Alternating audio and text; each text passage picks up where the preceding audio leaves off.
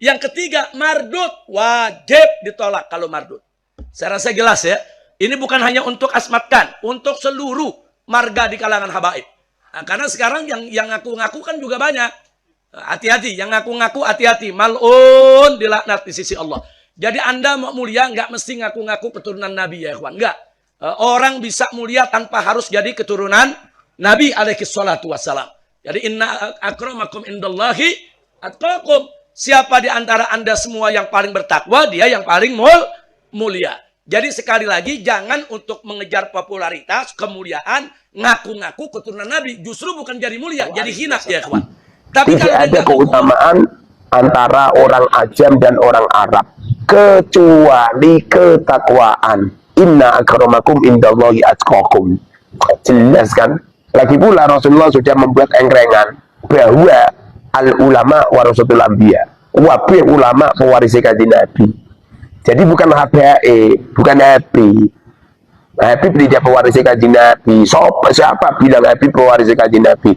Mamanya toh Habib itu adalah min dzurriyyatir Rasul, tentu akhlaknya seperti Rasulullah. Ya memper akhlaknya, perangannya, menunduknya, sifat ngumpet ke nasabe gitu loh. Bukannya terus membuangkan nasabnya. Kadang-kadang seperti itu ya. Pekerjaannya itu menjawir dari pintu satu ke pintu yang lain, minta-minta sini ngaku-ngaku diri kanjeng Nabi, pekerjaannya jaluk-jaluk.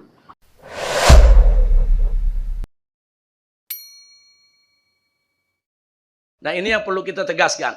Jadi sekali lagi ya ikhwan, soal nasab, satu, manintasaba ila ghairi abihi fahuwa mal'un. Barang siapa yang menisbahkan, yaitu dirinya, keturunan bukan selain ayahnya, maka dia mal'un, dia dilaknat. Na'udzubillah min dzalik. Jadi menolak nasab yang asli haram, mengaku-ngakui nasab yang palsu juga haram. Saya rasa jelas ya. Dan jadi pertanyaan Anda, ini bukan hanya untuk Asmat Khan saja, untuk seluruh habaib. Harus jelas nasabnya. Ada pengakuan Robito Alawiyah, kami akui, nggak ada, kami nggak akui. Soal bisa jadi dia asli, itu hanya Allah yang tahu ya ikhwan. Sebab Robito Alawiyah itu dia menghukum, menilai secara zahir. Anda siapa, dari mana, siapa ayahnya, diperiksa dulu 5-6 keturunan. Nah setelah itu diperiksa dalam buku besar, buku induk. Nah, ada ditemukan berarti dia asli, bahwa dia memang bisa dibuktikan nasabnya. Tapi kalau tidak ditemukan, dua kemungkinan. Bisa dia itu maskuk, bukan tidak asli, bukan palsu, tapi maskuk, diragukan. Mau dibilang benar, nggak ada buktinya. Mau dibilang nggak benar, bisa jadi benar ya kawan. Itu namanya maskuk.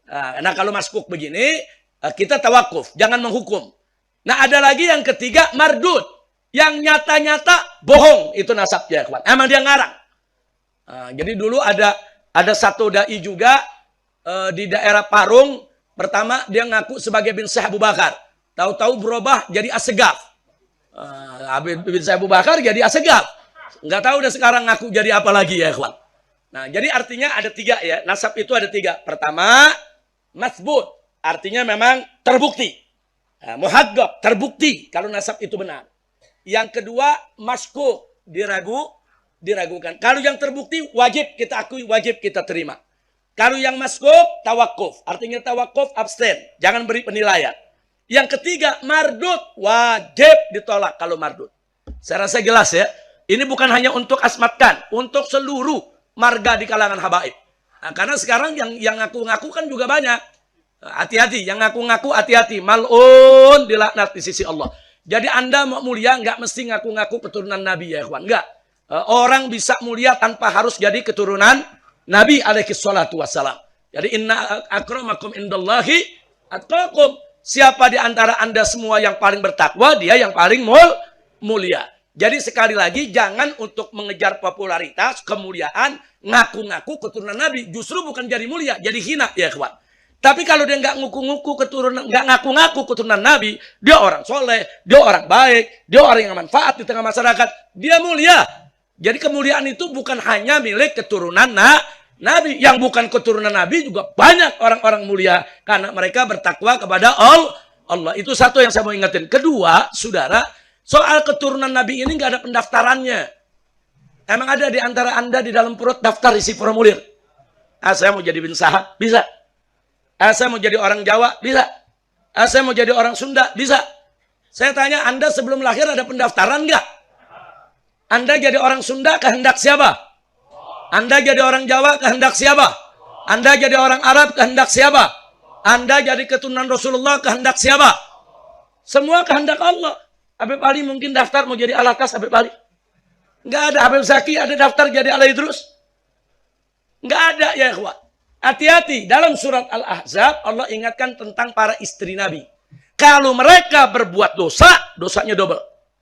Kalau mereka melakukan kebaikan, pahalanya double. Itu istri Nabi, saudara. Kenapa? Karena para istri Nabi tadi punya kewajiban untuk menjaga nama baik Nabi alaihi salatu wassalam. Makanya kalau mereka berbuat baik, pahalanya double. Satu, pahala untuk kebaikannya. Satu lagi, pahala karena dia menjaga nama baik suaminya, yaitu Nabi Muhammad SAW. Begitu juga kalau berbuat dosa. Baca surat Al-Ahzab, saudara. Allah ingatkan, istri-istri Nabi berbuat dosa, double dosanya, saudara. Satu, dosa untuk kesalahan yang dilakukan. Satu lagi, dosa karena sudah merusak nama baik Nabi kita Muhammad SAW. Walaupun nama baik Nabi nggak pernah bisa dirusak oleh siapapun, saudara. Alhamdulillah. Nah, begitu juga akhirnya para ulama mengkiaskan dari itu, mengatakan kalau istri Nabi saja yang nggak ada hubungan darah, saudara, punya amanat yang begitu berat, apalagi zuriyahnya yang punya hubungan darah, saudara. Maka itu zuriyah Nabi ini di satu sisi nikmat, dia mesti syukuri kepada Allah. Tapi di sisi lain amanat yang berat. Kalau dia berbuat baik, saudara, maka dia mendapatkan ganjaran yang berlipat. Tapi kalau dia berbuat salah, dia akan mendapatkan juga dosa dan siksa yang berlipat. Na'udzubillah min dzalik. Kira-kira jelas tidak? Jadi keturunan Nabi bukan buat bangga-banggaan, buat sok-sokan, buat menghina daripada nasab yang lain. Enggak, saudara. Syukuri menjadi keturunan Nabi dan jaga amanat. Jadi suri tauladan buat umat. Jaga nama baik Nabi Muhammad SAW.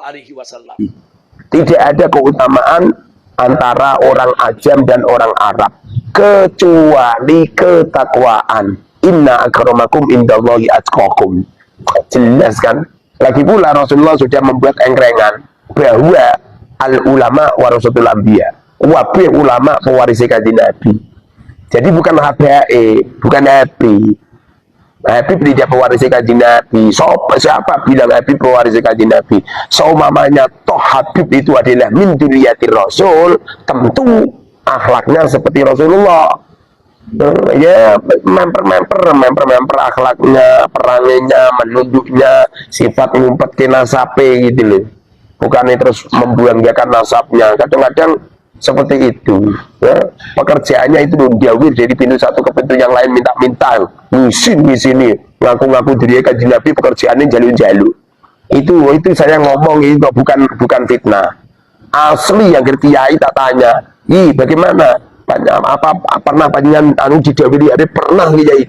Lho, angger Kiai kok mesti ngomong gitu. Berarti kan kalau memang benar-benar dia Rasul mencemarkan nama baik kanjeng Nabi itu, apalagi nyampe setelah diteliti jebul-jebul Ubaidillah tidak putranya Sayyid Ahmad. Ini artinya ada penipuan. Kalau ada penipuan, siapapun orang Islam yang mendengar suara saya wajib memahamkan masyarakat. Sebab kalau masyarakat ini tidak dipahamkan bahaya.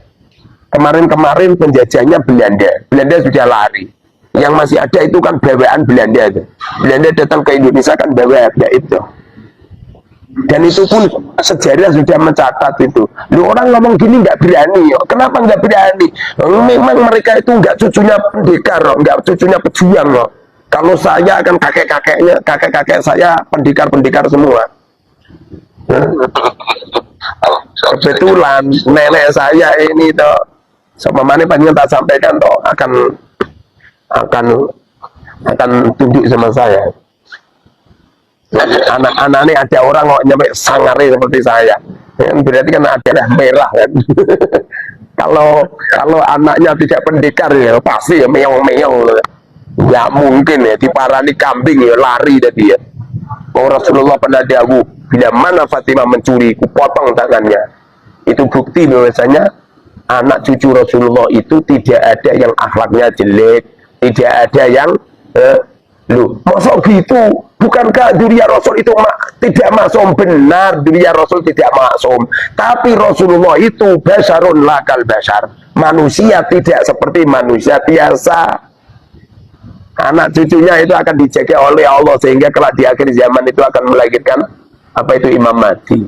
Ya anak Kanjeng Nabi ngono iku lho.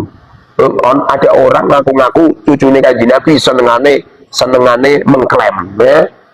Jawa bumi tarim, pintu tarim, Indonesia pintu tarim, kan ngawur kan. Pengklaiman yang ngawur kan. Bahkan sebuah kisah-kisah yang gak masuk akal ya. Apalagi ada tadi yang saya bacakan tadi, apa itu Rasulullah diklaim orang Yaman, sholatullah ala tohel yamani. Banyak tuh masyarakat kita gak paham rumah sana itu loh qasidah HP gitu. Nah, itu kan karyanya orang-orang alam ya, semoga rahmat ta'dim Allah ala tohel kepada Rasulullah al-Yamani yang dari Yaman. Kapan Rasulullah lahir di Yaman? Kapan Rasulullah wafat di Yaman? Kapan Rasulullah hidup di Yaman? Enggak pernah. Kita kalau ngomong gini itu jangan mingkring-mingkring. Mingkring-mingkring ya kesamplok uang jengking. Iya, pendekar gitu ya. Ini orang Jawa ini anak keturunannya Kamandanu, anak keturunannya Gajah Mada, anak keturunannya Malampir, ini pelet. Apa itu sudah terbiasa. Yang di Al-Quran jelas liyudhibi'ankum rijsa 'alal bait wa yutahhirukum tadhira gitu. Nyampe Rasulullah pernah merubuti Sayyidina Hasan dan Husain ya kan? Merubuti Sayyidina Fatimah dengan Husain ya? Lalu Rasulullah menyanjung-nyanjungnya. Kemudian Rasulullah menerangkan ahli bait Rasulullah itu al-Mustafa wal Murtado wa benahuma wal Fatimah. Jadi Kanjeng Nabi, Sayyidina Ali, Sayyidatina Fatimah, Hasan Husain. Kalau Hasan Husain secara otomatis semua duriya Rasul itu berketurunan Hasan Husain. Sementara Allah berfirman liyudhibi'ankum rijsa, Allah akan menghilangkan rijsun. Rijsun itu ucapan yang jelek, perbuatan yang jelek, namanya rijsun. Ahlul bait. Ahlul bait itu ahli Kanjeng Nabi. Wa yutahhirukum tadhira, dan Allah sucikan mereka. Mosok ahli bait Kanjeng Nabi nak ngomong yang jeplak kusur, buta hati, buta mata. Coba, ini ada ulama pribumi dijelek-jelekin seperti ini. Bahkan Presiden Republik Indonesia pernah dikatakan presidennya iblis, menteri agamanya dajjal. Coba, ini ada Habib yang menuduh seperti itu. Ngono banser, ini segelem apa itu ngawal Habib ya, keliru dah. Banser itu bisa ngawal Habib. Padahal Habib itu sering apa itu jelek-jelekin NU. Sering jelek-jelekin apa itu kiai-kiai pribumi.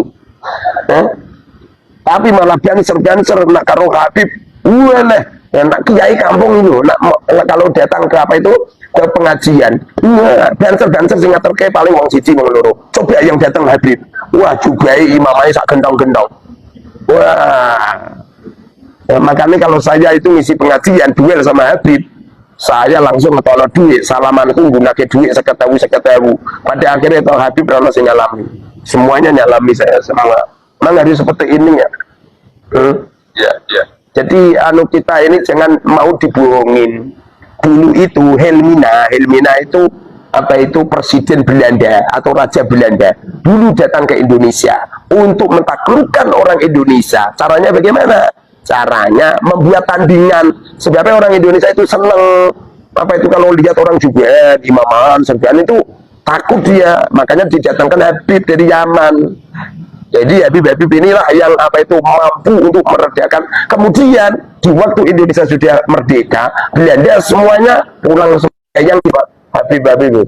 Lewang wiridani Kanjeng Nabi aja diklaim, Rotibul Adat itulah wiridani Kanjeng Nabi itu. Itu lafaz-lafaz yang ada di Rotibul Adat itu semuanya wiridani Kanjeng Nabi. Loh, kalau semua wiridani Kanjeng Nabi ngapain diklaim? Kalau masalah membuat seperti itu, orang Jawa lah bisa membuat. Tahlil itu kan buatan orang Jawa.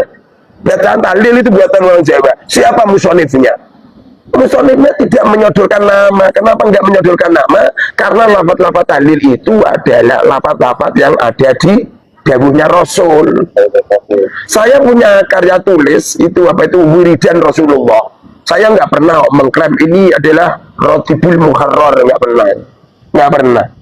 Kalau itu adalah apa itu lafaz kanjeng Nabi, ya biar disandarkan ke Rasulullah, jangan diklaim ini rotibul ada itu seakan-akan yang membuat karya tulis itu apa itu Abdullah bin Haddad Al-Haddad, kan nggak bener itu, nggak bener. Seperti itu loh sholat. Siapa juga ulama mana yang berani mengklaim bahwa sholat itu pengarang lafaz sholat adalah dirinya? Nggak ada. Kenapa nggak ada? Karena lafaz-lafaz sholat itu dari Rasulullah. Kalau lafaz-lafaz sholat itu dari Rasulullah, siapapun orangnya jangan mengklaim. Ya, tanya kalau masalah kitab-kitab yang suka dikaji di pondok-pondok kan itu sebagian ada karangan para habaib atau sayyid salim itu bagaimana untuk kitab-kitab tersebut? Jadi begini, sanad nasab sama sanad ilmu itu beda. Sanad ilmu sampai kapanpun ya kita menyambung, walaupun yang kita ambil adalah dari dunia Rasul atau tidak dunia Rasul, tidak jadi masalah. Saya sendiri saya ini berguru sama Habib Alwi bin Hasan Al-Idrus. Saya sendiri pernah belajar sama Habib Anis bin Alwi bin Ali bin Muhammad bin Husain Al-Habsi. Ya. Saya juga pernah belajar sama beberapa habaib itu. Dan beliau sampai kapanpun ya guru saya. Walaupun saya punya keyakinan bahwa silsilah nasab mereka terputus gara-gara Ubaidillah adalah tidak putra Sayyid Ahmad, bukan berarti saya memutus silsilah keilmuan, enggak. Jadi maaf, kan itu mungkin dari nenek moyang mereka kan pembohong gitu ya, pembohong gitu.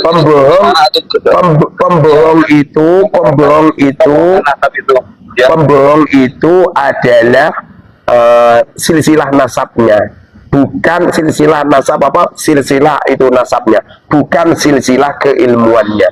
Kalau keilmuannya ya maksudnya pada takwa. Wa ta'awanu 'alal birri wa taqwa. Tolong menolonglah kamu 'alal birri pada kebaikan, wa taqwa dan takwa gitu.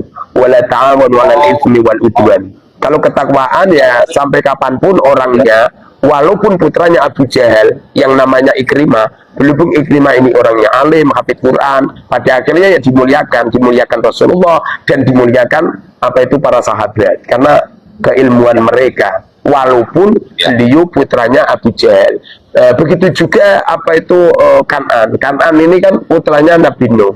Walaupun mereka putranya Nabi Nuh, kalau akhlak atau akidahnya melenceng ya nggak bisa. Makanya Allah berfirman, qala ya Nuhu innahu laysa min ahlik. Allah berfirman, wahai Nuh, sesungguhnya Kan'an tidak keluargamu. Makna daripada laysa min ahlik ini adalah tidak keluarga di dalam akidah, karena akidahnya melenceng. Mereka tidak percaya dengan adanya Allah gitu. Innahu amalun ghairi sholih, sesungguhnya Kan'an amalun melakukan amal ghairi sholihin, tidak baik gitu. Jadi kalau masalah silsilah keilmuan ya siapapun tetap nyambung. Wong saya sendiri juga belajar belajar Safinah. Safinah itu kan karya tulisnya Syekh Salim. Tapi perlu digarisbawahi, Safinah yang dipelajari di Indonesia ini sudah ditasih oleh ulama-ulama pribumi, sudah ditasih oleh Syekh Nawawi Al-Bantani gitu. Begitu juga Sulam Taufik juga sudah ditaskah. Sudah ditaskah. Is'adur Rafiq itu karya tulisnya Syekh Nawawi juga taskah. Jadi karya-karya tulis Ba'alawi yang sudah ditaskah rata-rata dipelajari sama orang pribumi. Saya juga mempelajari kitab Yaqutun Nafis juga, bahkan menjadi mata pelajaran di pondok saya. Tidak cuma itu saja, banyaklah silsilah saya yang lewat Ba'alawi itu banyak juga. Silsilah keilmuan. Jadi kalau silsilah keilmuan, walaupun kita tidak mengakui si fulan adalah dzurriyyati Rasul, bukan berarti terus meruntuhkan. Makanya pendapatnya Gus Kausar nggak bener itu. Orang yang memutus silsilah habaib sama saja meruntuhkan silsilah sanad ilman, ngawur itu Gus Kausar kon mondok meneh ning Al Mubarok itu nggak bener itu. Kadang-kadang orang kan membanggakan, wah ayah saya bin kiai. Kalau masalah bin kiai, ayah saya kiai, kakek saya kiai, buyut saya kiai, cangkah saya kiai, udik-udik siwal saya kiai. Sampai sananya kiai semua. Ya usah gitulah. Ya usah gitu. Jadi apa itu, walaupun Fir'aun walaupun sesat, yang Fir'aun punya anak angkat namanya Nabi Musa. Berhubung Nabi Musa ini orangnya baik dan mendapatkan wahyu dari Allah, membawa Taurat kan, membawa Taurat yang diberikan kepada umatnya, ya harus kita ikuti. Karena ajaran mereka benar. Tapi sama Fir'aun ya nggak boleh gitu. Kita ini yang masih sudah banyak dicontohkan loh. Seperti Qabil, Habil. Kenapa kita tidak antusias, tidak boleh mengikuti sama Qabil? Karena Qabil ini adalah seseorang yang durhaka kepada Allah. Di waktu Allah memutuskan kepada mereka, di waktu mereka diperintahkan untuk menyembelih kambing, kemudian kambingnya Habil diangkat oleh Allah, disedot ke langit, sementara miliknya Qabil tidak diangkat oleh Allah. Sudah jelas kan? Pada akhirnya nggak ada salah satu kita ini memberi nama anaknya Qabil, nggak ada. Tidak ada salah satu di antara kita memberi nama anak lelakinya dengan nama Fir'aun. Ya, tidak memberi nama anaknya dengan anak Abu Jahal. Menurut akal yang normal, nggak mungkin orang tua memberi nama anak kepada orang yang durhaka kepada Allah. Begitu juga Sayyid Ahmad. Sayyid Ahmad ini punya anak. Kalau di kitab-kitab sezaman, anaknya cuma 3. Sayyid Muhammad, Sayyid Ali, Sayyid Husain. Sedangkan yang Ubaidillah ini klaim-klaiman dari Ba'alwi. Yang nggak mungkin Sayyid Ahmad memberi nama anaknya dengan Ubaidillah. Ubaidillah itu gembong pembunuh Dzurriyyatir Rasul. Bahkan yang menusuk kepalanya Sayyidina Husain itu Ubaidillah bin Ziyad. Yang nggak mungkin toh. Wong panjenengan ngerti kalau Ubaidillah ini gembong pembunuh Dzurriyyatir Rasul. Kira-kira kalau panjenengan punya anak lelaki diberi nama Ubaidillah ya? Ya enggak amit-amit lah ya, amit-amit kan lah ya.